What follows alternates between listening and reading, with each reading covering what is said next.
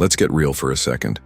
Ever catch yourself doing or saying things that low-key feel like self-sabotage?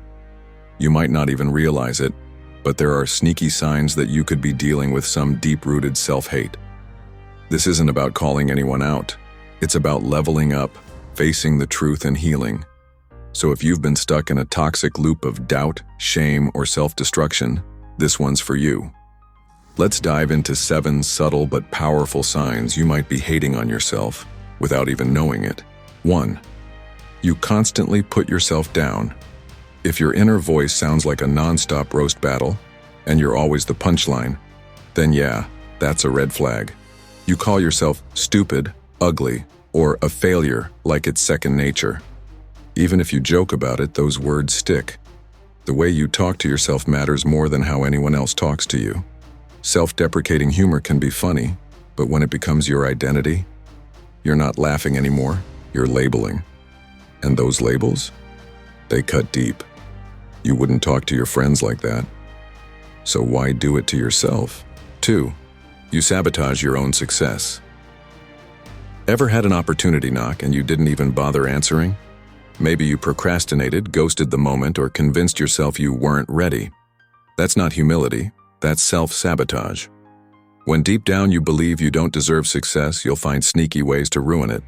You flake on goals, you push people away, you dim your own shine so others don't notice your light. Real talk, success isn't scary, your worthiness is. And the more you delay your dreams, the more you're telling yourself you're not enough. 3. You tolerate toxic relationships. If you're always surrounded by people who treat you like trash, drain your energy, or make you feel small, you're not just unlucky. You're choosing crumbs because you believe that's all you deserve. Let that sink in. When self-hate runs the show, you normalize disrespect. You say it's fine when it's clearly not. You stay, hoping they'll change, while you shrink. Loving yourself means protecting your peace. If you keep settling for pain, you're teaching others how to treat you. And it starts with how you treat yourself. 4. You're addicted to perfection. You hold yourself to impossible standards. One tiny mistake, you spiral. One off day, you trash the whole week. That obsession with being perfect isn't ambition, it's punishment. You're afraid that if you're not flawless, you're worthless. So you overwork, overthink, and overcompensate. And when you fall short, because you're human, you attack yourself harder than anyone else ever could. Perfectionism isn't self-love. It's self-rejection dressed up like discipline. You're allowed to be a masterpiece and a work in progress at the same time. 5. You avoid looking in the mirror. Literally or metaphorically, you can't face yourself. You avoid mirrors, dodge compliments, and feel uncomfortable being seen. It's more than just insecurity. It's disconnection. You reject your body, your story, your light. Maybe you hide behind filters, fashion, or fake smiles.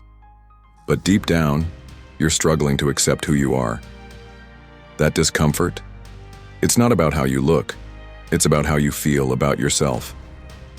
Learning to love your reflection starts with showing up, looking yourself in the eyes and saying, "You're worthy." Just like this. 6. You over-apologize for existing. Sorry rolls off your tongue like a reflex. You apologize when someone bumps into you. You say sorry for speaking up, taking space, or just being. That constant need to shrink or make yourself smaller, that's self-hate. You're subconsciously trying to disappear because you think you're a burden. But here's the truth. Your voice matters. Your presence is not a problem. You don't have to earn your right to be here. Stop apologizing for existing and start owning your space like you belong, because you do. 7. You numb instead of heal. When things get heavy, you don't process. You distract. You binge watch, overeat, doom scroll, or dive into work just to avoid the feelings. And while numbing feels like relief, it's actually suppression. You're not lazy or broken. You're hurt. And instead of healing, you're hiding. Self-hate makes you believe you're not worth the effort it takes to heal. But guess what? You are. You don't have to fix everything overnight. You just have to start caring enough to feel, because feeling is the first step to freedom. If even one of these signs hit home, don't panic. Don't shame yourself. Just notice.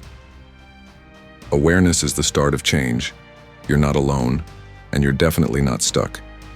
Healing takes time, but every step forward matters. You're more powerful than your past, and more lovable than your doubts will ever admit. Drop a fire emoji in the comments if you're ready to start showing up for you.